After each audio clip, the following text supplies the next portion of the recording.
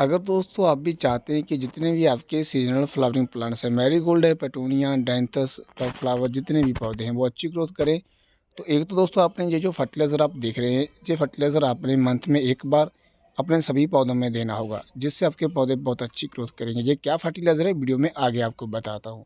और दूसरा दोस्तों, ये मैं स्प्रे कर रहा हूँ, जी किस चीज़ की स्प्रे कर रहा हूँ, इसमें मैंने क्या डाला हुआ है, वो भी आपके साथ में शेयर करूँगा। तो इसकी जो स्प्रे है वो हमें 15 दिन में एक बार अपने पौधों के ऊपर करनी है।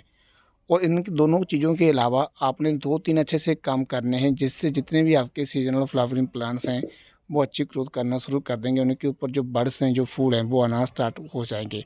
तो चलिए दोस्तों, वीडियो को शुरू करते हैं। और वीडियो को शुरू करने से पहले अगर आपने अभी तक वीडियो को लाइक नहीं किया है, चैनल को सब्सक्राइब नहीं किया है, तो वो आप जरूर कर लेना।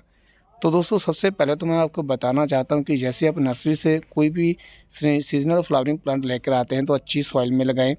अच्छी सॉइल होनी चाहिए और गमले का साइज़ अच्छा होना चाहिए, जिससे आपका पौधा अच्छी ग्रोथ करेगा। काफ़ी लोग बिल्कुल छोटे छोटे गमले में पौधे लगा देते हैं।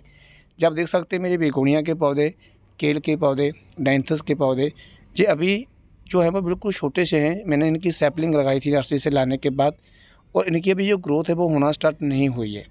तो कारण क्या है, एक तो मैंने इनमें अभी तक कोई फर्टिलाइज़र नहीं दिया था, और दूसरा दोस्तों, इनके ऊपर मैंने जो काम है वो भी नहीं किए थे। तो आज इनकी मैं केयर कर रहा था, इनके ऊपर काम कर रहा था, मैंने सोचा क्यों ना मैं आपके साथ शेयर कर लूँ।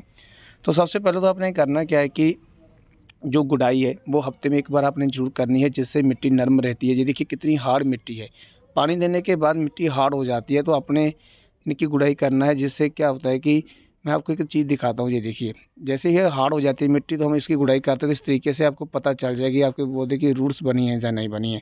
रूट्स नहीं बनी है तो आप यहीं से अंदाज़ा लगा सकते हैं कि आपका पौधा ग्रोथ नहीं करेगा। तो रूट्स कैसे बनेंगी, हमें फर्टिलाइज़र ऐसे देने होंगे, थोड़ी सी केयर करनी होगी।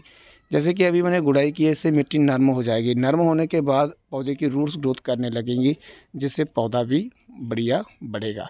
और इसी तरह से मैं सभी पौधों की गुड़ाई करूँगा। और गुड़ाई करने के बाद दूसरा जो काम करूँगा वो करूँगा दोस्तों, ये बड्स के ऊपर। जो स्टार्टिंग में ही वर्ड्स आने लगती हैं, जो इस तरीके से, जैसे मैरीगोल्ड की जो वर्ड्स हैं जो मोटाई में हो जाती है, वो आप ना हटाएं। लेकिन जो अभी ये बिल्कुल छोटी छोटी सी जो बर्ड्स रहती हैं, इन्हें आप हटा दें। कुछ इस तरीके से मैं आपको दिखाता हूँ। अगर दोस्तों आप इन्हें हटा देंगे तो इससे आपके पौधा भूसी होगा, आपके पौधे की ग्रोथ अच्छी हो जाएगी, और आपके पौधे के ऊपर ज़्यादा कलियाँ आएंगी और फूल ज़्यादा खिलेंगे।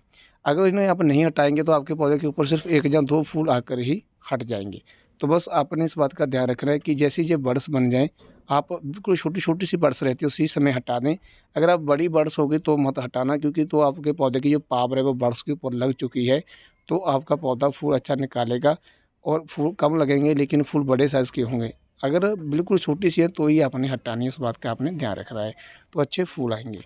तो 2 से 3 जो काम मैंने अभी बताए हैं, ये आपने सही से करने हैं। तो चलिए आगे मैं बात करूँगा। अगर बड्स आती हैं, बड्स खुलती नहीं है, काफ़ी टाइम लगता है, तो आपने क्या करना है कि फुल सनलाइट में, फुल धूप में आपके पौधे चाहिए, तो ही आपके पौधे के ऊपर जो बड्स आती हैं वो जल्दी खिलेंगी। काफ़ी लोग बिल्कुल छाँव में रखते हैं, तो ये भी कारण है।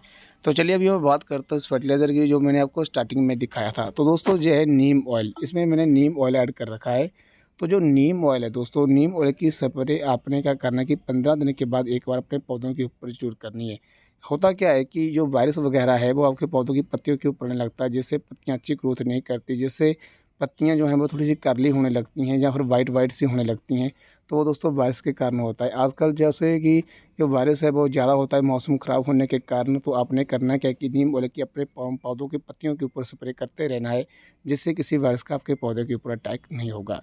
तो मैं बात करूँगा फर्टिलाइज़र की। तो दोस्तों, जो फर्टिलाइज़र मैंने आपको स्टार्टिंग में दिखाया था, जो अभी आप देख सकते हैं, ये है सीवीड। तो आपने करना क्या है कि जो ये सीवीड है, इसके 10 से 12 दाने अपने हर एक पौधे में देने हैं। इससे आपके पौधे को बहुत अच्छे से पावर मिलेगी। इसमें पोटास, और पोटास के अलावा और काफ़ी सारे जो फर्टिलाइज़र होते हैं, जिससे आपका पौधा अच्छी ग्रोथ करता है, जिससे आपके पौधे की पत्तियाँ ग्रीन रहती हैं और हाइट भी बढ़ती है। अगर हाइट रुकी हुई है तो ग्रोथ रुकी हुई है, तो ग्रोथ अच्छे से बढ़ना स्टार्ट हो जाती है।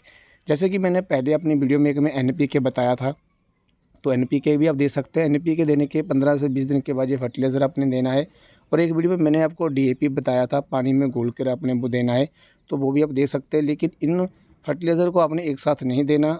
इनका जो आपस में गैप है, जो एक दूसरे का गैप इनमें रहना चाहिए, वो 20-20 दिन का कम से कम होना चाहिए।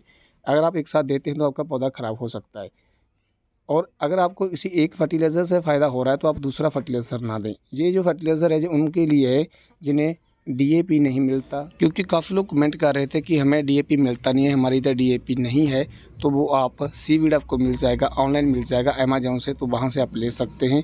और इस तरीके से आप 10-10, 12-12 दाने सभी तरह के पौधों में दे सकते हैं, जितने भी सीजनल फ्लावरिंग प्लांट्स हैं। यही नहीं है कि सिर्फ मैरीगोल्ड में देने हैं, आप सभी में दे सकते हैं। इससे दोस्तों काफ़ी ज़्यादा जो अच्छी ग्रोथ है वो आपके पौधों की होने लगेगी। तो दोस्तों अपने अच्छे से आपको समझ में आ गया होगा कि जो फर्टिलाइज़र है, नीम ऑयल की स्प्रे अपनी करनी है, सीवीड फर्टिलाइज़र देना है और अच्छे से गुड़ाई जो है वो सभी पौधों की आपने करनी है और पानी का आपने ध्यान रखना है। सबसे ज़रूरी है विंटर फ्लावरिंग प्लांट्स में पानी का ध्यान रखना है। काफ़ी लोग सर्दी के चक्कर में उन्हें लगता है कि अब तो धूप निकल नहीं रही है, थोड़ा सा मौसम ख़राब है ना आजकल, तो जो धूप है वो नहीं निकलती है, कम निकलती है। तो उन्हें लगता है कि धूप नहीं निकल रही है, ऊपर से मिट्टी जो है वो अभी गीली पड़ी है, नमी रहती है जैसे आप देख सकते हैं, लेकिन नीचे मिट्टी देखेंगे तो बिल्कुल सूखी हुई मिट्टी आपको नज़र आएगी।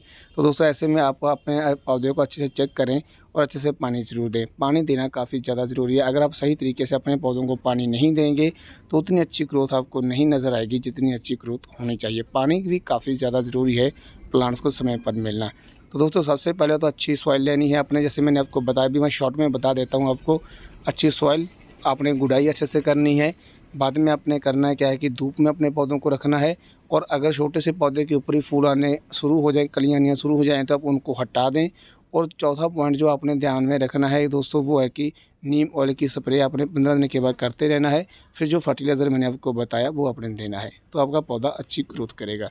तो दोस्तों आज की वीडियो में इतना ही। Bye, take care, happy gardening.